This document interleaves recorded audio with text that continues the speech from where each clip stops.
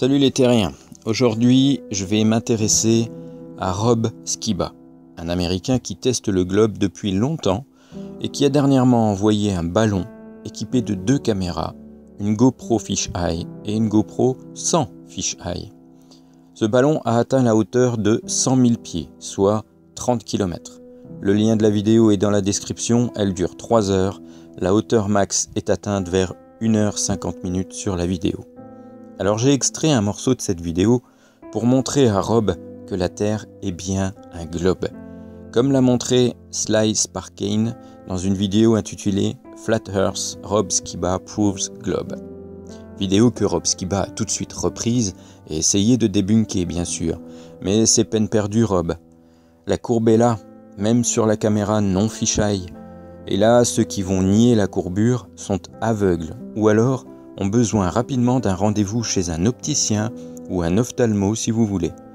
Alors regardons ça d'un peu plus près, et il ne faut pas plus de 5 minutes pour se rendre compte qu'il y a bien une courbure.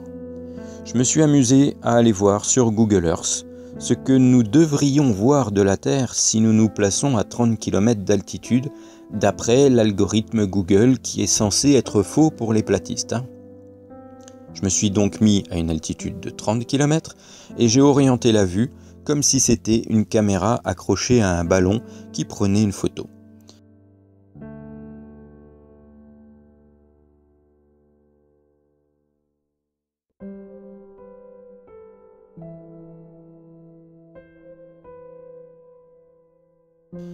Voilà, de cette vue, j'ai fait un screenshot que j'ai enregistré. Puis, j'ai visionné l'extrait de la vidéo de Rob Skiba au moment où le ballon atteint les 100 000 pieds. Et là aussi, j'ai fait un screenshot que j'enregistre. Ensuite, je vais ouvrir ces 2 fichiers dans Paint.net, logiciel simple, gratuit, qui permet de faire pas mal de choses, mais pas tout. Je commence par l'image de Google Earth, sur laquelle je vais colorer et rendre légèrement transparente la Terre. Je sélectionne l'outil baguette magique, je clique sur la Terre, il trouve une sélection à peu près correcte et donc je remplis cette zone de sélection avec du rouge transparent. Ensuite je vais copier cette sélection et je vais venir la coller sur l'image extraite de la vidéo de Rob Skiba avec la caméra non fisheye. Et que peut-on remarquer? Que ça colle parfaitement. J'ai juste orienté correctement ma sélection pour avoir le même angle et hop, superposition parfaite. Conclusion, la vidéo faite par Rob Skiba avec une caméra non fisheye, et c'est bien lui qui l'assure, le but de son test était de prouver qu'il n'y avait pas de courbure, donc il avait mis une caméra non fisheye. Et bien cette vidéo montre exactement ce que nous montre Google Earth à la même altitude.